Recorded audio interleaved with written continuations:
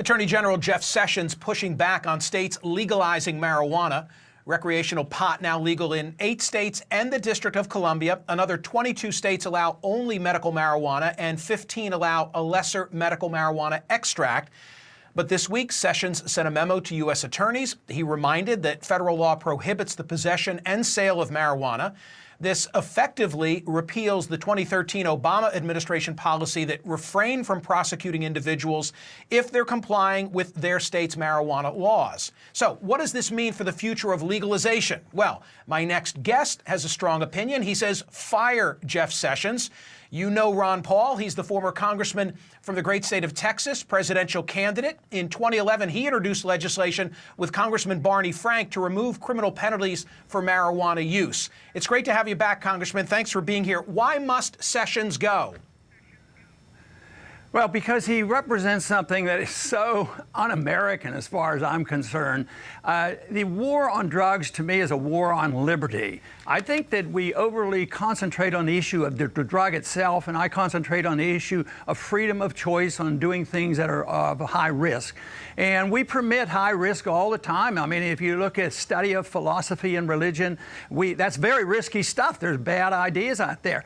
Generally, we allow people to eat what they want, and that is very risky. But we do overly concentrate on what people put into their body. So to me, it's an issue of liberty. And Jeff Sessions is not a libertarian. He's not a civil libertarian at all.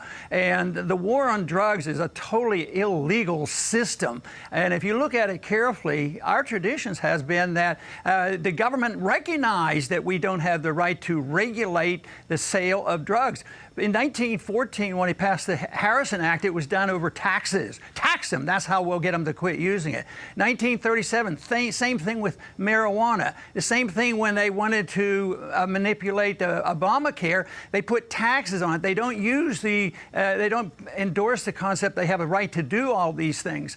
So I think it's very questionable constitutionally. They shouldn't be doing it, but it's so terrible. It is an excuse to violate civil liberties wholesale. And Jeff Sessions has been one of the worst. And usually I don't ever get involved in these personality squabbles, but this is one major setback.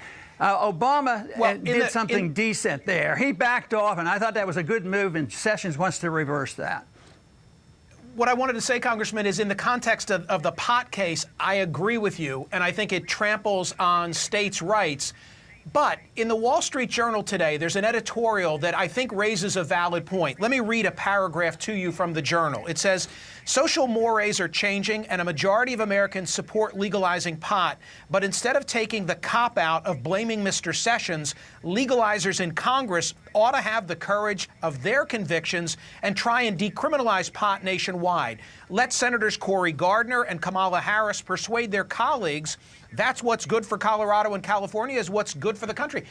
Don't they have a point? This is Congress's fault. Well, in a way, but what if it's unconstitutional and they shouldn't even be doing it? That's all you need is somebody that's dedicated to the Constitution. But if you look at the Rohrabacher law that was passed a couple years ago, it really opens the door for Obama to have done what he did.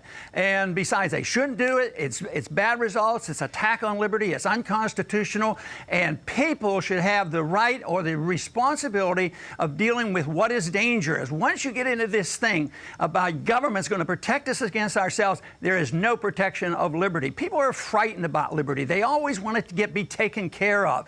But just because you legalize something doesn't mean everybody's going to do it. And then if you look at the consequences of the war, why don't the people just look and read and study prohibition?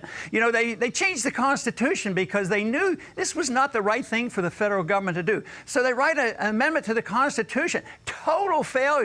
And the war on drugs is every bit as bad and worse. But we have made progress. I brag about the fact that the libertarian message about allowing people to make these choices has been a good move. And now we've even introduced the notion of nullification. That should be a legal option, a constitutional option. The states are nullifying the intrusiveness of the federal government. So I think there's some great things that have been happening. And I predict that Sessions is not going to be victorious victorious on this. And unfortunately, it's for a reason that I don't get excited about. It's because the states want to collect all those taxes. So it becomes this tax issue. I want to legalize freedom. I don't want to just do it because the states are going to get more revenues, but it's going to help us, cancel out this bad move by Sessions.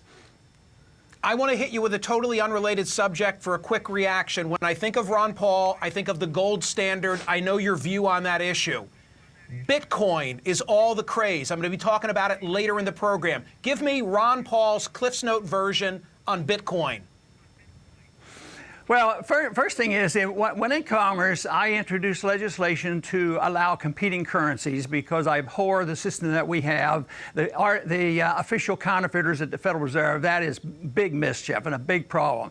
So the people should have the right to choose. And they did originally when money started. Then they picked gold and silver. But governments always took it over and abused that standard and monopolized it and then destroyed it, which we have done in this country. So first, I want to legalize all those options on what people want to use as money, but no fraud. You can't commit fraud. That's the problem with the government. So there's a regulation on there.